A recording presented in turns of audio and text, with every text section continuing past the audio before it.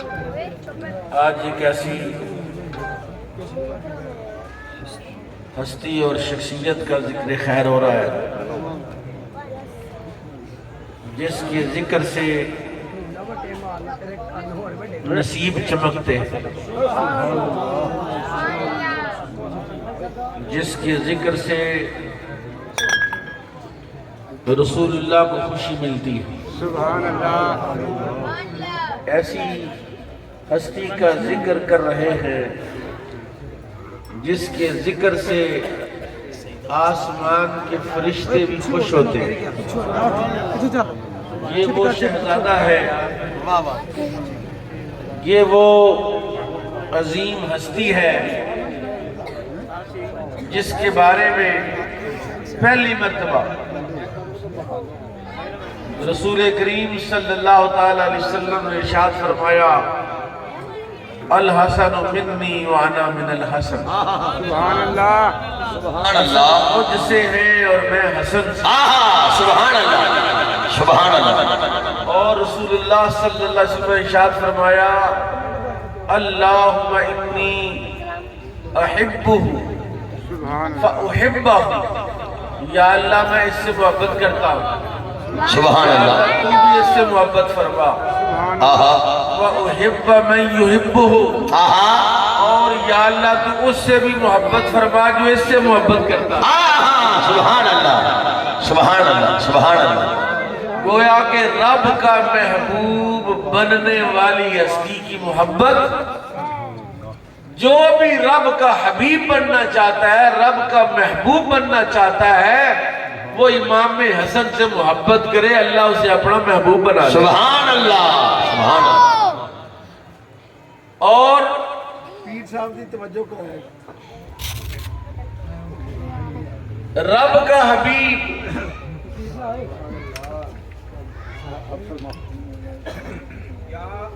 یا ویس یا ویس یا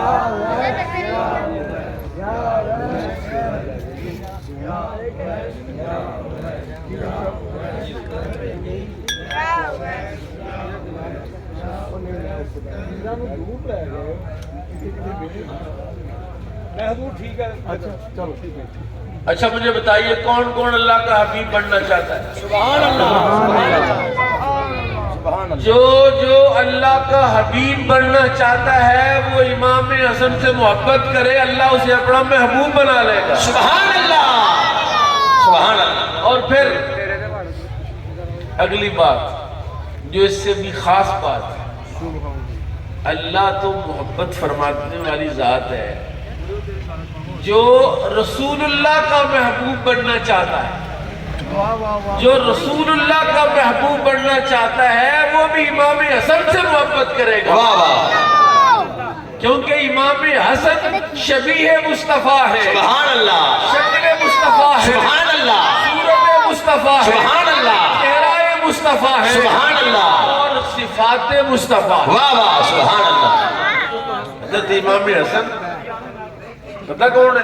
واہ واہ، جن کو میرے آقا و مولا امام الانبیاء صلی اللہ علیہ وسلم اپنے ساتھ منبر پر بٹھا۔ اللہ، سبحان اللہ، سبحان اللہ۔ آپ کو یاد ہوگا کہ ایک دفعہ حضرت فاروق اعظم رضی اللہ تعالیٰ عنہ کو جناب امام حسن نے کہا یہ تو میرے نانا کا منبر ہے، واہ واہ، آپ اس منبر پر کیوں بیٹھے ہیں؟ واہ، آپ تو ہمارے غلام ہیں۔ تو حضرت فاروق اعظم نے کہا کہ آپ یہ مجھے لکھ کے دے دیں کہ عمر تمہارا غلام۔ اللہ، سبحان اللہ، نعرہ تکبیر، ہاتھ بلند کر کے نعرہ رسالہ، نعرہ حیدری، امام حسن مجتبی، شان امام حسن مجتبی۔ گویا میں یہ کہہ رہا ہوں کہ یہ وہ ہستی ہے، یہ وہ شخصیت ہے، یہ وہ بندہ ہے جس کی غلامی پر فاروق اعظم کو بھی ناز ہے، جس کے غلام بننے کا سرٹیفکیٹ اور سند جناب فاروق اعظم نے لے کر وصیت کی کہ میں جب فوت ہو جاؤں تو میرے کفن میں امام حسن کی یہ بات لے کے رکھ دینا کہ میں امام حسن کے نانا کا غلام ہوں. واہ واہ واہ واہ سبحان اللہ سبحان اللہ. امام حسن کے نانا کا غلام ہوں اور یہ ممبر امام حسن کا ہے. اور پھر فاروق اعظم نے بھی ان کو ممبر پہ ساتھ بٹھایا. واہ واہ واہ واہ. لیکن جو بٹھایا رسول اللہ نے اپنے ساتھ ممبر پر.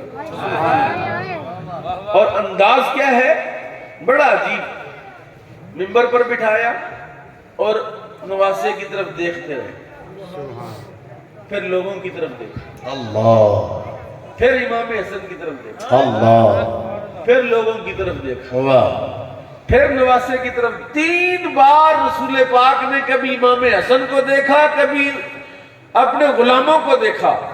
جب سب کی توجہ کامل ہو گئی کہ آج کوئی سرکار نئی بات، کوئی خاص بات کرنے والے ہیں، میرے آقا کی زبان سے جو جملہ لکھنا، سبحان اللہ ابنی ھذا سید، اللہ سبحان اللہ سبحان اللہ.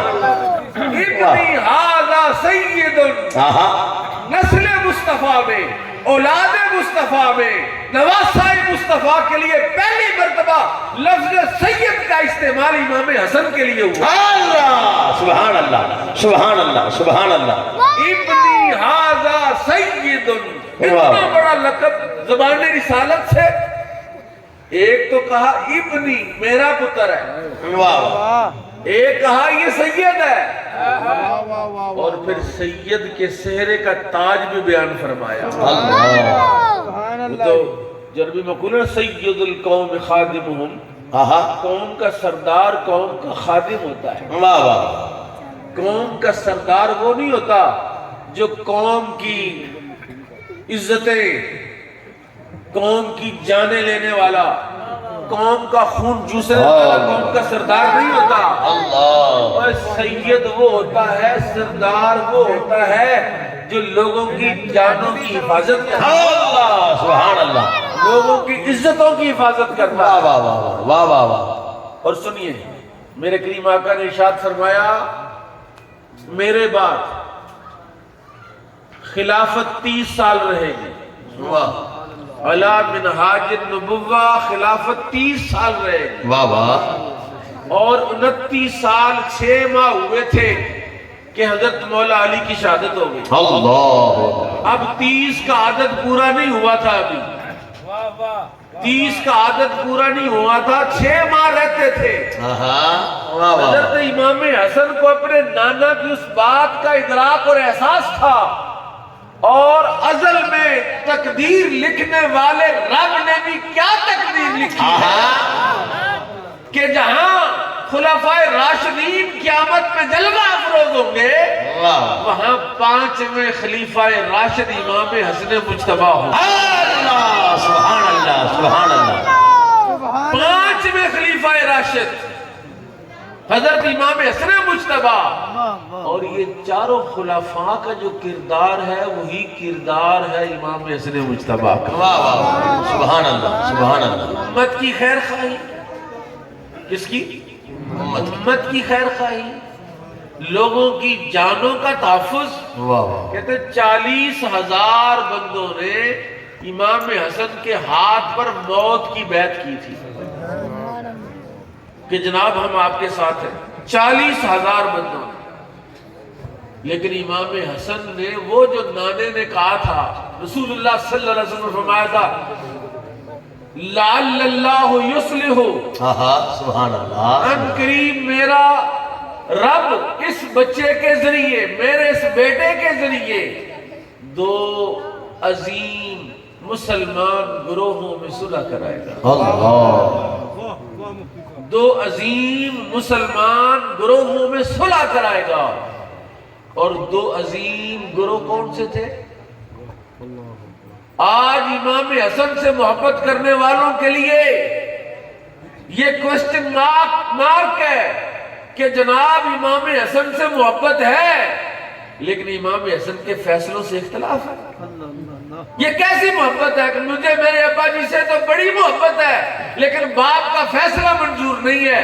حضرت امام حسن نے 2 عظیم مسلمان گروہوں میں صلح کا جو باعث اور ذریعہ بنے تھے، لوگوں نے کہا انت آر المسلمین، تم نے تو شرمندہ کر دیا ہے مسلمانوں کو، تم نے تو رسوا کر دیا مسلمانوں کو۔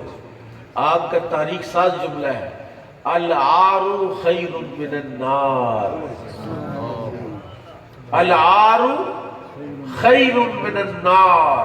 دیکھیے میں نے کہا جو کردار ہے خلفائے راشدین کا، وہی کردار امام حسن مجتبیٰ کا، حضرت عثمان غنی کا جو ہے محاصرہ کیا ہوا ہے۔ عثمان غنی رضی اللہ عنہ کے پاس فوج بھی ہے، قوت بھی ہے، افرادی قوت، ایک اشارہ کرے تو وہ سارے باغیوں کے سر تن سے جدا ہو سکتے ہیں، لیکن حضرت عثمان غنی رضی اللہ تعالیٰ عنہ نے اپنی خلافت کے لیے، اپنی حکومت کے لیے مدینے کی حرمت کو پامال نہیں ہونے دیا، کیونکہ یہ وہ پاک سرزمین ہے جہاں جلوہ مصطفیٰ ٹمٹماتا رہا ہے۔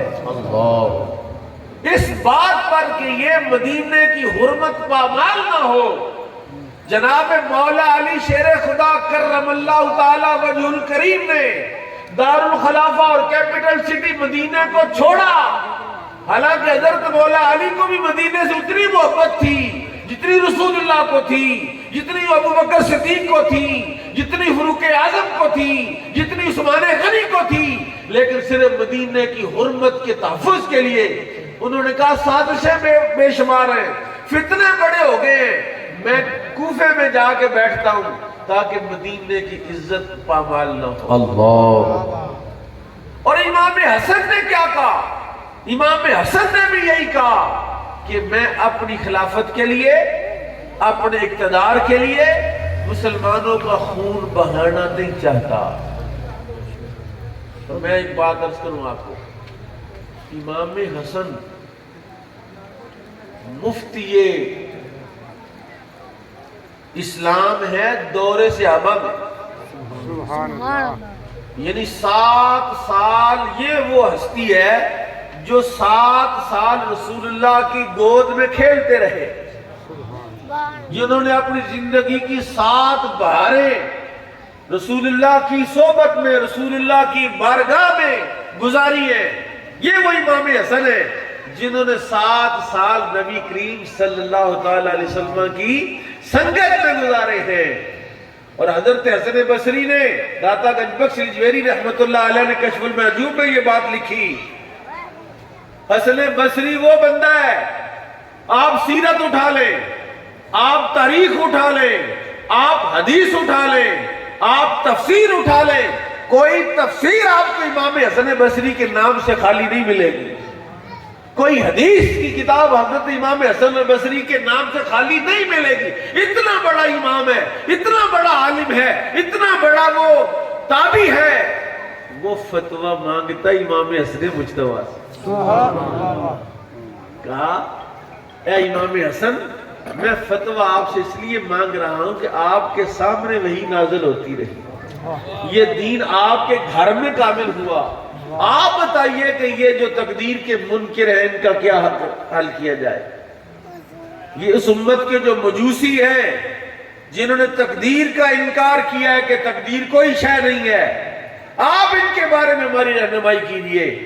حضرت امام حسن نے ایسا لاجواب اور بے مثال فتویٰ لکھا ہے کہ قیامت تک آنے والے مفتی حیران ہیں کہ ایسا فتویٰ ہوتا ہے، اور ایسا فتویٰ وہی لکھ سکتا ہے جو باب مدینۃ العلم کے علم کا وارث ہو۔ سبحان اللہ، انا مدینۃ العلم وعلی بابها، اتنا عظیم باپ ہے۔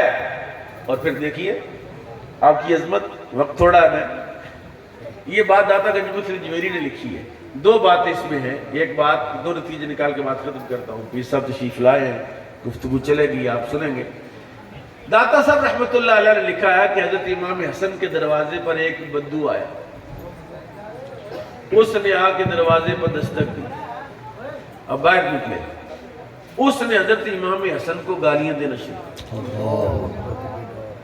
آپ مجھے بتائیے، بڑا بھی کوئی بندہ شریف آدمی ہو، بڑا بھی کوئی مٹا ہوا بھی ہو، کمزور ترین، اس کے دروازے پر آ کر کوئی اس کو گالیاں دے تو جائے کہاں؟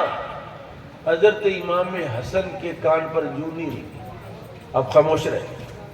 اور یہ سارے ان غیرت مندوں کے لیے سبق ہے کہ جس کو تم غیرت سمجھتے ہو اور گولیاں مار کے مروا کے جا کے جیل میں پڑے رہتے ہو، عورتوں اور بچوں کا بیڑا غرق کر دیتے ہو، امام حسن سے سبق سیکھو۔ یہ وہ امام حسن ہے جنہیں سبق رسول اللہ نے پڑھایا ہے۔ اللہ سبحان اللہ۔ اس عرابی نے دیکھا کہ حضرت امام حسن پر کوئی اثر نہیں ہوا، اس نے حضرت مولا علی کے بارے میں کچھ کلمات کہے، آپ بھی خاموش رہے۔ اس نے حضرت خاتون جنت حضور مائی صاحبہ کے لیے کچھ کلمات ایسے کہے، امام حسن خاموش رہے۔ اور آپ نے اسے پتہ کیا کہا؟ اے عرابی مجھے لگتا تجھے بھوک لگی، گھر سے اشرفیاں منگوائی، دینار منگوائے، سونے کے سکے منگوائے، ساری فیملی کا لے جاتے رہی۔ گالیاں دینے والے کو کوئی پیسے دیتا ہے؟ گالیاں دینے والے کو؟ اس لیے میں سادات کو کہتا ہوں احترام کرتا ہوں دل سے، کیونکہ سید کا احترام تو واجب ہے، لیکن میں سادات کو یہ بھی کہتا ہوں کہ سید کا کردار بھی امام حسن والا ہی ہونا چاہیے۔ ہے بات کوئی ہوئی نہیں تو ایسے ڈانگیں نکال لیتے ہو۔ سنو، حضرت امام حسن نے اس کو مال دیا اور اس کو الوداع کرنے کے لیے آگے تک گئے۔ عربی جب جدا ہونے لگا تو وہ آپ کے قدموں پہ گرا۔ اس نے کہا حضور میں گستاخ بے ادب نہیں، میں نے تو رسول اللہ سے سنا تھا حضور نے آپ کو اپنا پتر کہا تھا، حضور نے آپ کو اپنا بیٹا کہا تھا، اور میں نے کہا رسول اللہ کا علم، رسول اللہ کی بردباری اور آپ کی برداشت کا تو کوئی مقابلہ ہی نہیں کر سکتا۔ دیکھنا چاہتا تھا کہ کیا رسول اللہ کے بیٹے میں بھی حوصلہ ہے کہ نہیں ہے، اور کہا میں گواہی اشہد انک ابن رسول اللہ، میں گواہی دیتا ہوں کہ تو واقعی رسول اللہ۔ سبحان اللہ۔ اور وہ نتیجہ جو حضرت دادا صاحب نے نکالا، چونکہ آپ مجتہد صوفی ہیں، آپ نے کہا کہ جو گالیوں کا جواب نہیں نہ دیا، کہتا جس کا ایمان کامل ہو جاتا ہے، جس کا تصوف کامل ہو جاتا ہے، اس کے لیے تعریف اور تنقیص برابر ہو جاتی ہے۔ اس کی کوئی تعریفیں کرے تو اس پر کوئی اثر نہیں ہوتا، اس کو کوئی گالیاں دے تو اس کو کوئی اثر نہیں ہوتا، کیونکہ وہ عارف کامل ہو جاتا ہے۔ وہ حقیقت کے پردوں سے اندر جا کے دیکھ لیتا ہے کہ یہ جہالت اپنی طرف سے کر رہا ہے، اس کی جہالت سے مجھے کوئی فرق پڑنے والا۔ وَتُعِزُّ مَن تَشَاءُ وَتُذِلُّ مَن تَشَاءُ کا جو فلسفہ ہے وہ کامل کو سمجھ آ جاتا ہے، اور یہی حضرت امام حسن مجتبیٰ ہیں۔ آج جن کا ہم دن منا رہے ہیں، آج جن کا ہم سالانہ عرس منا رہے ہیں، ضرورت ہے کہ ہم ان کا کردار بھی بنائیں۔ اللہ ہمیں کردار حسن اختیار کرنے کی توفیق نصیب